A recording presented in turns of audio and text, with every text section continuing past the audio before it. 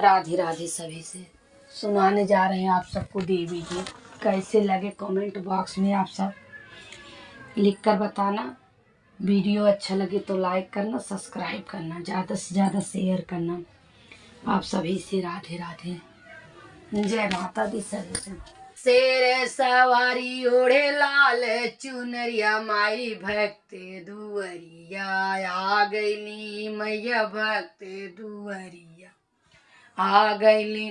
शेर सवारी ओढ़े लाल चुनरिया, माई भक्त दुवरिया आ गईली, मैया भक्त दुवरिया आ गईली। मैया दुआरे एक लंगड़ा पुकारे, मैया दुआरे एक लंगड़ा पुकारे। शेर सवारी ओढ़े लाल चुनरिया, माई लंगड़े के पैरा दे गईली, माई लंगड़े को पैरा दे गईली।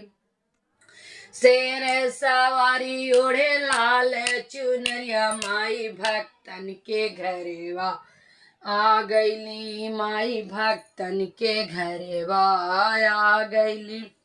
मैया दुआरे एक कोढ़ी पुकारे, मैया दुआरे एक कोढ़ी पुकारे। शेर सवारी ओढ़े लाल चुनरिया, माई कोढ़ी को काया दे गईली, माई कोढ़ी को काया दे गईली।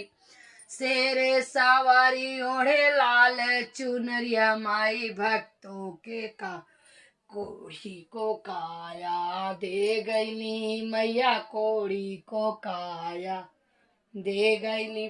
शेर सवारी ओढ़े लाल चुनरिया, माई भक्त दुवरिया आ गईली, मैया भक्त दुवरिया आ गईली।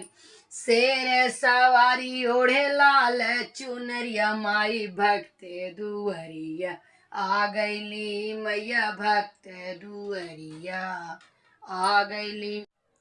मैया दुआरे एक अंधा पुकारे, मैया दुआरे एक अंधा पुकारे। शेर सवारी ओढ़े लाल चुनरिया, माई अंधे को नैना दैली, माई अंधे को नैना दे गईली। शेर सवारी ओढ़े लाल चुनरिया, माई अंधे को नैना दे गईली, माई अंधे को नैना दे गईली।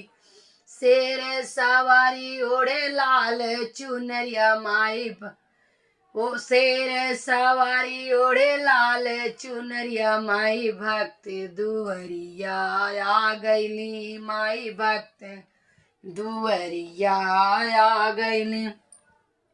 मैया दुआरे एक कन्या पुकारे, मैया दुआरे एक कन्या पुकारे। शेर सवारी माई ओढ़े लाल चुनरिया, शेर सवारी ओढ़े लाल चुनरिया, माई कन्या को घरे भरे दे गईली, माई कन्या को घरे भरे दे गईली।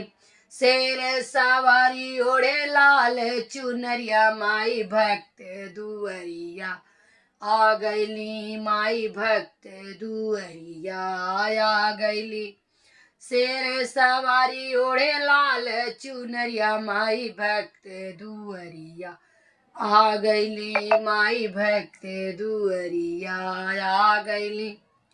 मैया दुआरे एक बालक पुकारे, मैया दुआरे एक बालक हरे। शेर सवारी ओढ़े लाल चुनरिया, मैया बालक को विद्या दे गईली, मैया बालक को विद्या दे गईली।